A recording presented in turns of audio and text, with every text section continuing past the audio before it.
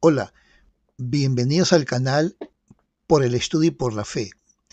Y este es su programa El Estudio del Evangelio, temporada 1, episodio 2. En esta ocasión analizaremos el tema fundamentalismo, ortodoxia y heterodoxia entre los santos de los últimos días.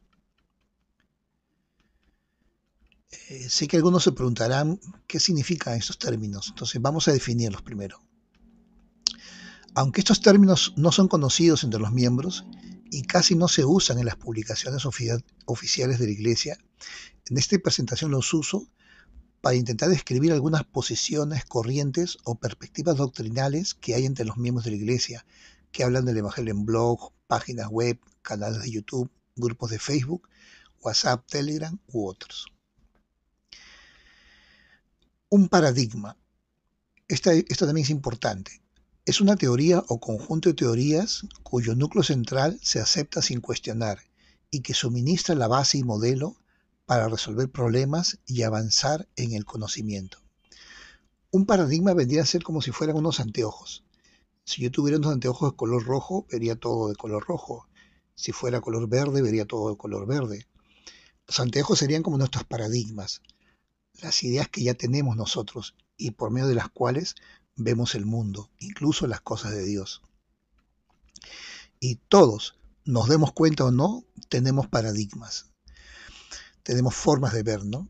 El mundo y las cosas de Dios.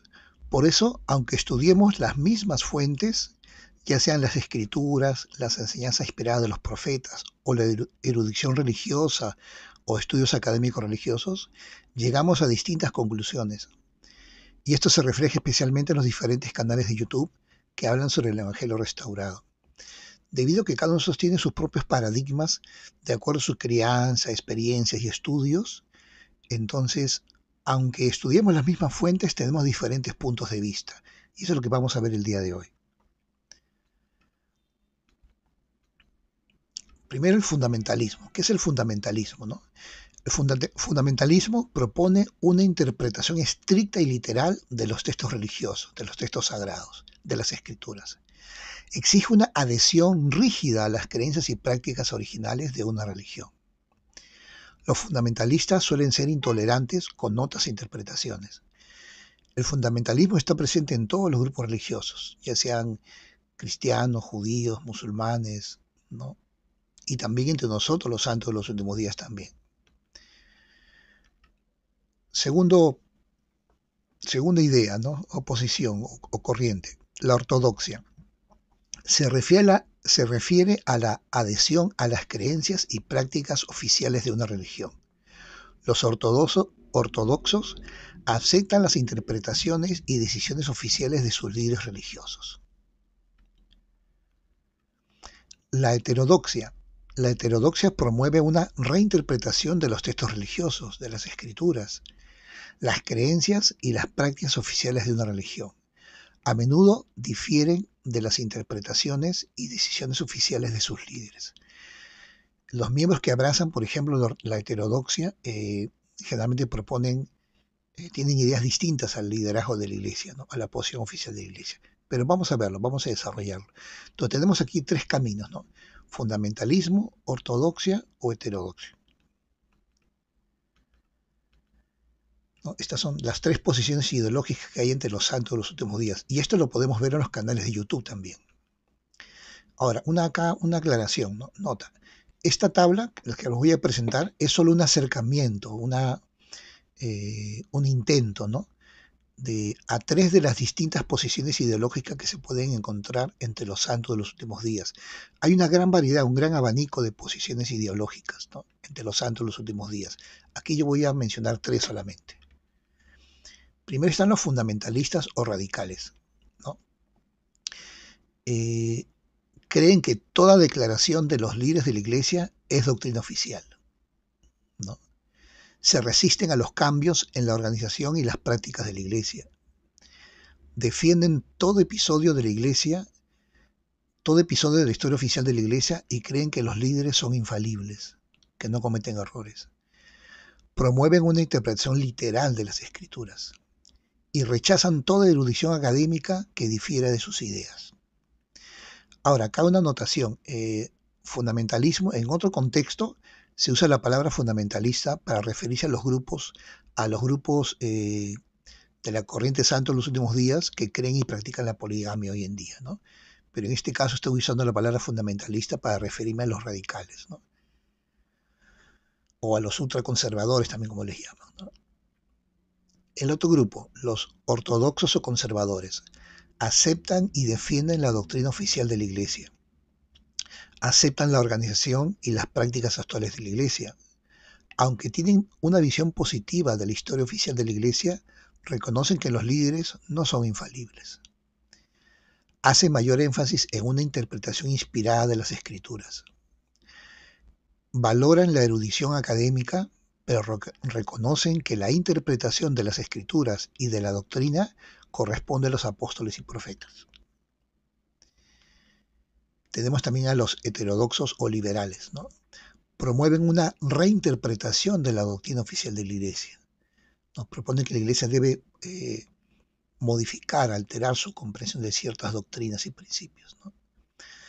Proponen revisar la organización y las prácticas actuales de la Iglesia también, ¿no? Y hacer cambios. Tienen una visión crítica de la historia oficial de la Iglesia y hacen énfasis en los errores de los líderes. Eso está muy de moda, ¿no? Muy de moda entre algunos académicos santos de los últimos días, ¿no? Hacen mayor énfasis en una interpretación naturalista de las Escrituras. Tratan de darle una interpretación, un significado más natural o humano de las Escrituras, más que una interpretación inspirada de las Escrituras, ¿no? Aunque aceptan la inspiración profética, hacen mayor énfasis en la erudición académica para la interpretación de las Escrituras y también para establecer la doctrina, ¿no? Para los miembros de la Iglesia que son heterodoxos o liberales, ¿no? O modernos o modernistas, como tal vez ellos se puedan llamar, ¿no? O libres pensadores, ellos creen que la erudición académica está por sobre la inspiración profética, ¿no? Muy bien. En este caso, yo estoy... ¿por qué menciono este tema como introducción del segundo tema del canal? Porque ustedes deben saber qué canal están visitando, ¿no es cierto? Hay que ser claros. Los que hablamos en Internet, hablamos del Evangelio, hay que ser muy claros, ¿no? En este caso, quien habla, yo, Luis Castillo, y este canal, por el estudio y por la fe, nuestra posición ideológica, nuestra corriente ideológica es la ortodoxia, es decir, aceptamos y defendemos y promovemos la posición oficial de la Iglesia. De manera que tal vez algunos miembros, si alguno de ustedes tiene su ideología santa en los últimos días es más fundamentalista o más heterodoxa, más radical o más liberal, este canal tal vez no les va a agradar, porque aquí vamos a hablar, defender y promover la doctrina, las prácticas y la historia oficial de la Iglesia, ¿no? Y les invito a que si tienen estas posiciones extremas de radicalismo o liberalismo, bueno, hay otros canales que tienen esos puntos de vista, ¿no? Y los cuales se respetan, ¿no? Cada quien es libre de sus ideologías, sus posiciones también, ¿no? Doctrinales.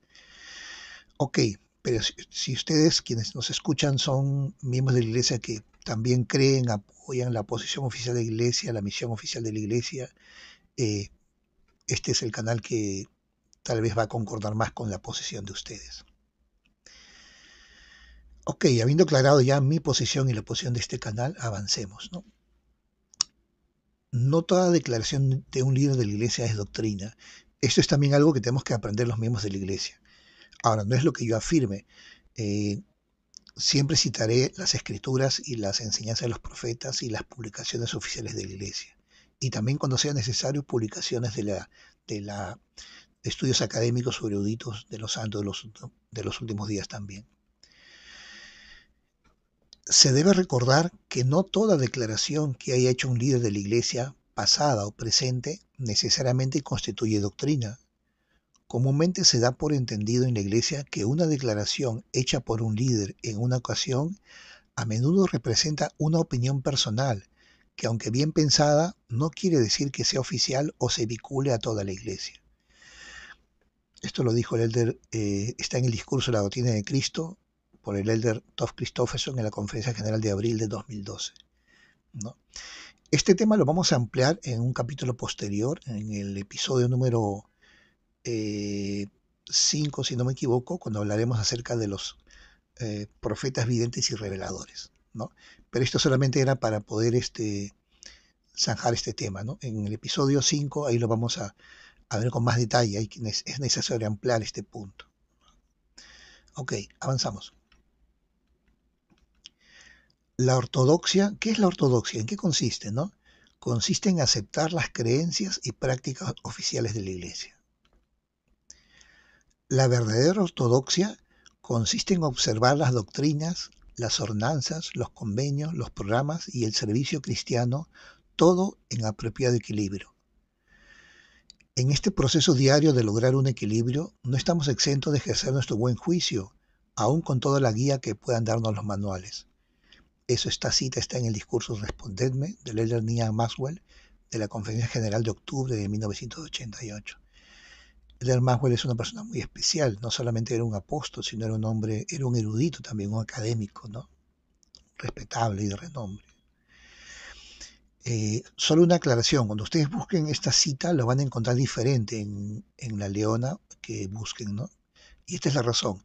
En el discurso original, en inglés, lo que ven ahí con un asterisco, el Elder Maxwell usó la frase True Orthodoxy, o sea, que significa la verdadera ortodoxia. Y cuando se hizo la traducción al español, cambiaron la frase por el ser verdaderamente fiel, ¿no? Pero si buscan, como repito, cuando busquen esta cita en la aplicación del Evangelio en la página web, lo cambian de inglés y ahí van a ver que es tal como les menciono, ¿no? La palabra original que usó el Maxwell es la verdadera ortodoxia. Nuevamente, la verdadera ortodoxia trae pues seguridad y felicidad. No es solo corrección, sino también felicidad. Por extraño que parezca, hasta la palabra ortodoxia ha llegado a disgustar a algunos. Al ir volviéndose la sociedad cada vez más excéntrica, unos cuantos se apresuran a oponerse estridentemente a la ortodoxia, es decir, a las creencias y prácticas oficiales. Nuevamente, ¿no? En el discurso original en inglés, el elder Maxwell usó la frase True Orthodoxy, que significa la verdadera ortodoxia. La misma que la traducción al español fue reemplazada por la frase el ser ortodoxo, o sea, vivir verdaderamente la religión. Y ahí ustedes pueden revisar, ¿no? Es muy interesante lo que dice el elder Maxwell, ¿no? La sociedad se vuelve cada vez más excéntrica. Hoy en día muchos quieren hablar de cosas extrañas, ¿no? Hay unos canales de YouTube que eligen un tema, se centran en un solo tema, por ejemplo, la Segunda Venida y todo lo referente a la Segunda Venida, incluyendo temas que no son claros o temas que son opiniones personales o un poco excéntricos también, ¿no? Otro canal donde solamente tratan de temas extraños, temas que no son oficiales, ¿no? Opiniones de líderes del pasado, ¿no? Como dijo Andrés Maxwell, ¿no? Esto que la sociedad se vuelve cada vez más excéntrica, también los santos los últimos días, algunos también nos volvemos un poco excéntricos, ¿no? Y queremos salirnos de la ortodoxia, ¿no? E ir a temas desconocidos o velados o extraños también, ¿no?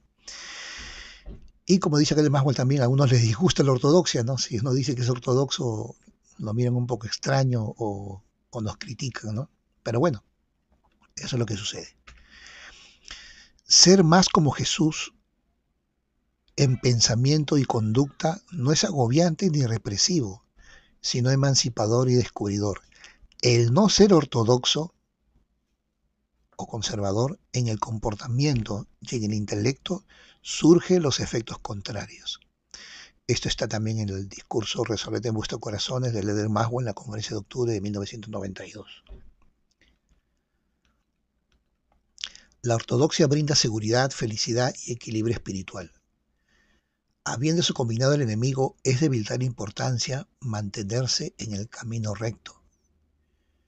La ortodoxia, tanto en el pensamiento como en conducta, brinda seguridad y felicidad ante las tormentas, incluyendo todo viento de doctrina. Felizmente, en medio de esos furiosos vientos, el Espíritu Santo no solo nos ayuda a reconocer la verdad pura, sino también la tontería pura. un poco fuerte, ¿no? Lo que dice Geller Maxwell, ¿no? Su discurso se llama He aquí el enemigo se ha combinado, Niala Maxwell, la conferencia de abril de 1993. En el discurso original, el presidente, el elder Maxwell usó la palabra también nuevamente ortodoxia en inglés, que significa ortodoxia, pero en la traducción al español se reemplazó esta palabra por una frase, el adherirse estrictamente a la doctrina y los principios correctos, ¿no? Eh, Como dice el elder Maxwell, ¿no? Dice, un poco fuerte lo que dice él, ¿no? Pero dicen, felizmente, hoy en día hay todo viento de doctrina, ¿no? Y esto de todo viento de doctrina no solamente se da en las iglesias cristianas o evangélicas, ¿no? También entre nosotros los santos de los últimos días. Y esto se está haciendo evidente en los canales de YouTube. Ahora hay una gran variedad de canales de YouTube con diferentes expositores que tienen diferentes posiciones ideológicas y corrientes, ¿no? Y escuchamos todo tipo de doctrina, algunas un poco extrañas, ¿no?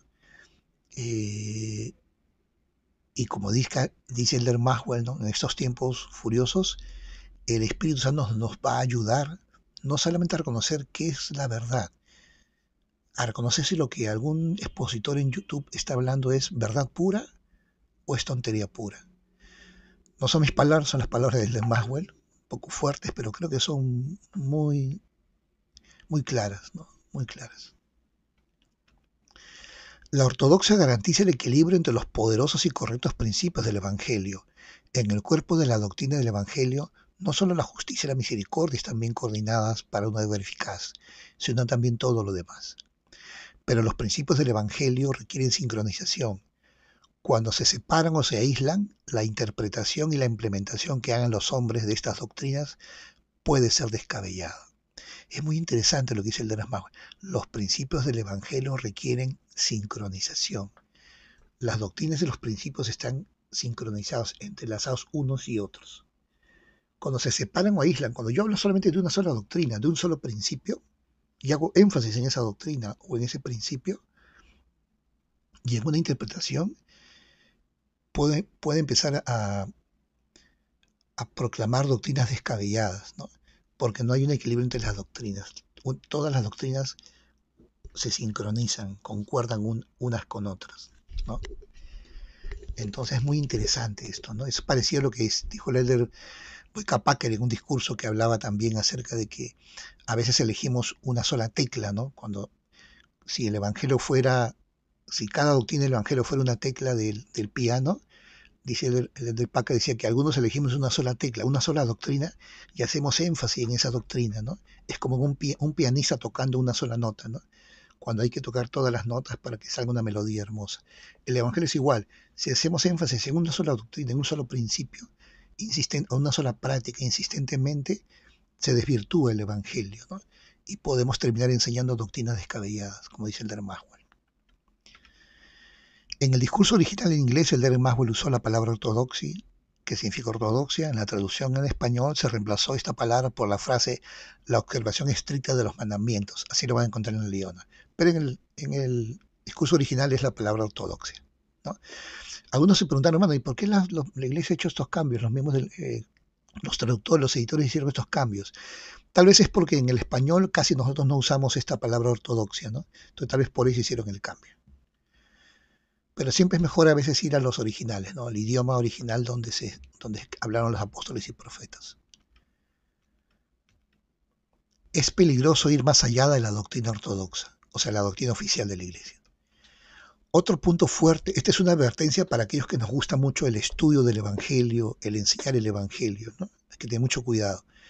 Otro punto fuerte que Satanás puede explotar es el profundo deseo de saber todo en cuanto a cada principio del Evangelio. Y pregunta el elder Oax, ¿no? ¿Y cómo podría dañarnos eso? O sea, ¿qué daño nos va a hacer querer investigar más profundamente el Evangelio? Por experiencia hemos aprendido que si este deseo no se refrena, no se ponen ciertos límites, puede hacer que algunas personas lleven su búsqueda más allá de lo que es la doctrina ortodoxa, o sea, más allá de la doctrina oficial, buscando respuestas a misterios oscuros, en vez de buscar comprender más plenamente los principios básicos del Evangelio y ponerlos en práctica con mayor celo. Hoy en día está de moda en algunos canales de YouTube, ¿no? Tratan de analizar temas que están más allá de la doctrina oficial, ¿no? temas oscuros, misteriosos, no claros, porque hay que reconocer que hay temas que no están claros en las escrituras, porque Dios así lo ha querido. Hay cosas que Dios todavía no ha revelado. Entonces es muy riesgoso eh, analizar o enseñar y enseñar como si fuera un dogma revelado estas opiniones personales sobre temas en los cuales no hay revelación, ¿no? Algunos buscan respuestas a las preguntas que Dios ha elegido no responder. Otros reciben respuestas o piensan que reciben respuestas por medios que son contrarios al orden de la iglesia. Incluso algunos afirman que reciben revelación, que han recibido revelación de Dios que les ha respondido a algo, ¿no? Sobre algo que Dios no ha revelado en las escrituras ni por medio de los profetas. Y acá nos hace la advertencia el del OAX, ¿no? A tales personas Satanás está listo para confundirlas mediante la sofistería o revelaciones falsas, ¿no? Los sofismas, estas afirmaciones que son muy racionales, muy lógicas, ¿no? Que aparentemente son verdad, ¿no? Pero no, son falsas o revelaciones falsas. Las personas deseosas de obtener un pleno entendimiento de todas las cosas deben disciplinar sus interrogantes y sus métodos, o pueden ir acercándose a la apostasía sin siquiera darse cuenta. Esa es la advertencia, ¿no? Quizás el tratar de ir más allá de lo que es la doctrina ortodoxa, o sea, la doctrina oficial, sea igualmente peligroso como lo es el no encontrarla. La seguridad y la felicidad que se nos han prometido se basan en guardar los mandamientos y no en hacer caso omiso de ellos o agregarles otros ingredientes, ¿no? Es muy interesante lo que dice aquí el Oax, ¿no? Que ir más allá de la doctrina ortodoxa puede ser tan peligroso como no encontrarla, ¿no? Ahí vemos los dos extremos, ¿no? Miembros de la iglesia que no estudian la doctrina oficial de la iglesia, no la conocen, ¿no? No la enseñan. También eso es negativo, ¿no? Eso no nos permite progresar espiritualmente, ¿no? Comprender mejor el plan de Dios, las verdades de Dios, lo cual hace más firme nuestra fe y testimonio, nuestra fidelidad, nuestros convenios. Entonces, y también es peligroso el otro extremo, ir más allá de la doctrina oficial, ¿no? A temas difíciles, misteriosos y complejos. Ahora, esto no quiere decir que no podemos estudiar más allá de la doctrina oficial. Podemos estudiar, pero eso lo vamos a ver en un capítulo posterior, cuando hablemos acerca de la erudición, ¿no? Ok. Bueno, estas citas se encuentran Dallin H. Oax en el discurso, un discurso hermoso que dio el Oax, que se llama Nuestros puntos fuertes se pueden convertir en nuestra ruina, en la Leona de Mayo de 1995, en la página 10. Pasemos a otro punto. La historia de la iglesia es positiva y promueve la fe. ¿Cuál es la perspectiva de la ortodoxia o de los conservadores en cuanto a la historia de la iglesia? Al, mant al mantener el equilibrio en mi vida, esto es lo que dice un 70, ¿ya? Al mantener el equilibrio en mi vida, puedo ver la historia objetivamente y entender que, si bien la mayoría de nuestros antepasados son admirables, eran humanos y cometían errores. Hay episodios tristes y confusos de nuestra historia que procuramos entender mejor, pero algunas de las preguntas que tenemos quizás permanezcan sin respuesta de este lado del velo, y está bien así. Aquí se reconoce, ¿no?, que en la historia de la iglesia también ha habido episodios tristes, ¿no?, que en los antepasados, tanto los líderes como los pioneros de inicios de la historia de la iglesia, aunque fueran admirables en su fe y testimonio y fidelidad, también eran humanos y cometieron errores. Y hay episodios tristes y difíciles de entender porque no conocemos todos los detalles de la historia. Aquellos que afirmen entender exactamente la historia están totalmente equivocados, ¿no? Lo que tenemos solamente son fragmentos de los registros, pero no conocemos la historia total, ¿no? Eso sucederá cuando el Señor venga por segunda vez. Entonces no debemos juzgar a los líderes y miembros del pasado. La abrumadora evidencia de la historia de la iglesia es positiva y promueve la fe. Si deciden pasar demasiado tiempo estudiando únicamente los capítulos controvertidos de nuestra historia, verán algunos hilos, pero no apreciarán el bordado completo. Deben entender nuestra historia en su plenitud. Si se tiene en cuenta todo el contexto, la historia es completamente inspiradora. Totalmente de acuerdo con el elder Stephen Snow, ¿no? Él fue en 70 y fue nombrado historiador de la iglesia, ¿no? Eh, a veces cuando escucho miembros de la iglesia, amigos, conocidos o en las redes, que hacen énfasis en los errores, en los capítulos tristes y algunos capítulos negativos de la historia de la iglesia, me doy cuenta que su fe no está centrada, no está bien centrada, ¿no? Hay un desequilibrio. Es como cuando hacemos una caricatura, ¿no? De una persona que tiene una nariz grande, una caricatura le exagera la nariz y le hace casi el tamaño de una cara, ¿no? Entonces desfigura el rostro de la persona. Es igual, cuando vemos la historia de la iglesia y solamente nos fijamos en los errores de los líderes o de los miembros del pasado, estamos viendo una caricatura de la historia de la iglesia, al exagerar y magnificar estos errores o episodios tristes, ¿no? O negativos de la historia. Pero si vemos la historia en su conjunto, es una historia positiva y de fe. Y de esto también lo hablaremos más adelante. Una sección de nuestro canal tiene que ver con la historia de la iglesia. Eso lo veremos más adelante y les aseguro que es muy, muy hermosa realmente la historia de la iglesia, ¿no? Ok. El establecer la doctrina de Cristo es un asunto de revelación divina a los profetas. El de Christopherson. En las tradiciones de ciertas religiones, los teólogos afirman tener la misma autoridad para enseñar que los líderes eclesiásticos. Es decir, en otras religiones, otros grupos cristianos, están sus líderes religiosos y están los estudiosos, los que han estudiado religión, han estudiado teología. Y estos que han estudiado teología afirman tener la misma autoridad para enseñar que sus líderes, ¿no? Y los asuntos de doctrina pueden llegar a convertirse en una competencia de opiniones entre ellos. Algunos se basan en los consejos ecuménicos de la Edad Media y sus credos. Otros ponen énfasis primordial en el razonamiento de teólogos que vivieron después de los apóstoles, o en la hermenéutica y la exégesis bíblicas.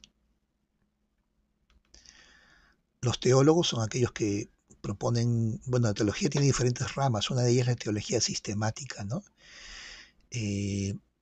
Hay teólogos cristianos y también hay teólogos santos de los últimos días también.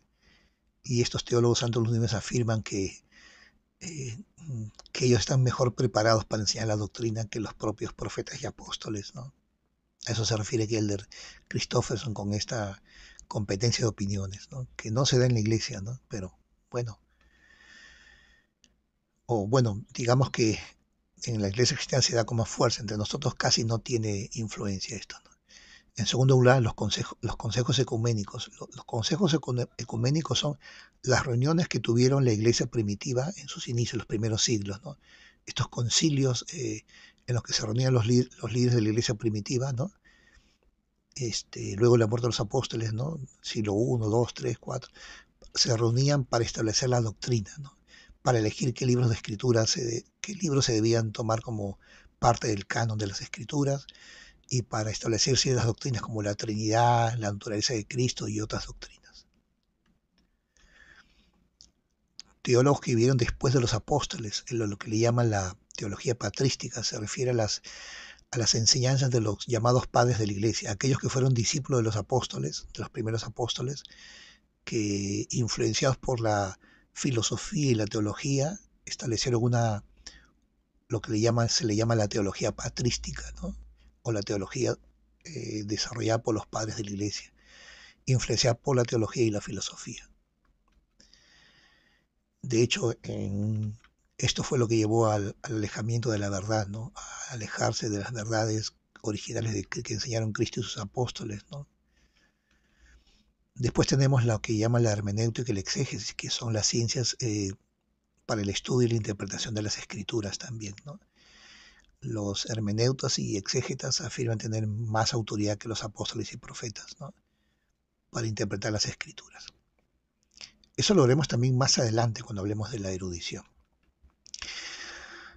Ahora, nosotros la iglesia rechaza los estudios, estos estudios la iglesia rechaza porque también hay teología, como repito, hay teólogos santos de los últimos días, hay hermeneutas y exégetas también santos de los últimos días. Pero acá lo que dice el elder Christopher es muy importante. Dice, ¿no? Aquí está hablando en representación de la iglesia, ¿no? El elder Christopherson. Valoramos la erudición que realza el entendimiento. Esa es la función de la erudición, ayudarnos a entender mejor. Pero en la iglesia hoy día, tal como en la antigüedad, el establecer la doctrina de Cristo o el que corregir las desviaciones en cuanto a la doctrina, porque sí también a veces ha habido desviaciones y los líderes han corregido, en cuanto a la doctrina, es un asunto de revelación divina a aquellos que el Señor inviste con autoridad apostólica, ¿no? Entonces, nuestra doctrina no la establecen los teólogos, los concilios ecuménicos, la teología patrística, ni la hermenéutica, ni la exégesis. Nuestra doctrina la establecen los apóstoles por medio de la revelación. Y esto lo desarrollamos más ampliamente en el capítulo 5, cuando analicemos la función de los apóstoles y profetas como profetas videntes y reveladores. Estas citas son del discurso de la doctrina de Cristo de Elder Christopherson de la conferencia de abril del 2012. Bien, ya estamos para terminar. De esto de la erudición y su papel dentro del estudio del Evangelio lo veremos en este episodio 6, que es un poquito más adelante, ¿no? Ahí desarrollaremos qué cosa es la erudición, los estudios académicos, qué fuentes son los ideales para poder aprovechar de estos estudios académicos para entender y comprender mejor el Evangelio de Jesucristo, la doctrina, la historia, nuestras prácticas, los principios, y también para encontrar respuestas complejas a preguntas difíciles también, ¿no? Ok, ya casi para terminar, ¿no? En las revelaciones de los últimos días el Señor nos ha dicho, buscar conocimiento tanto por el estudio como por la fe. Y eso justamente este es el lema del canal, ¿no? Por el estudio y por la fe. Buscar conocimiento tanto por el estudio como por la fe. Y repito, no rechazamos la erudición ni los estudios académicos. La adquisición de conocimiento por revelación es un premio extra para los que investigan las ciencias y las artes, pero es el método fundamental para los que quieran conocer a Dios y las doctrinas de su Evangelio. En esta área de conocimiento, la erudición y la razón no son suficientes. He visto personas tratar de entender o intentar criticar el Evangelio o la Iglesia solo por el método de la razón, sin usar ni reconocer la revelación. Cuando se adopta la razón como único método o método principal para juzgar el Evangelio, se predetermina el resultado, ¿no? Cuando intentamos usar las ideas de los hombres para juzgar la obra de Dios, nos equivocamos. Esa es la cita de Elder Oaks en voces distintas. También esta parte lo leí también en el episodio anterior, el episodio número 1. En la adquisición de conocimiento sagrado, la erudición y la razón no reemplazan la revelación. Estos son medios para lograr un fin, y el fin es la revelación de Dios. Debemos estudiar por el estudio y por la fe. Es decir, por supuesto que tiene un lugar la erudición, la academia y la razón, ¿no? La erudición, la academia y la razón puede ser un techo o un piso.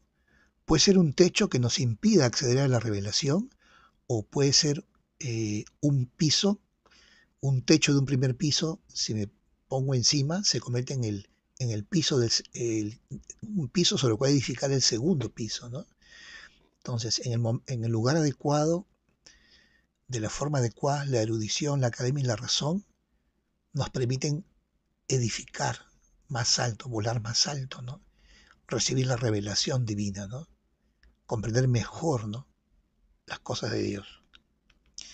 Dios ha prometido que si le pedimos recibiremos revelación tras revelación, conocimiento sobre conocimiento, a fin de que conozcamos los misterios y las cosas apacibles, aquello que trae gozo, aquello que trae la vida eterna. Nuevamente es una cita del elder Oaks, que también vimos el episodio anterior. Bien, apreciados hermanos, hemos terminado ya, estamos en la última parte, y acá es una reflexión personal.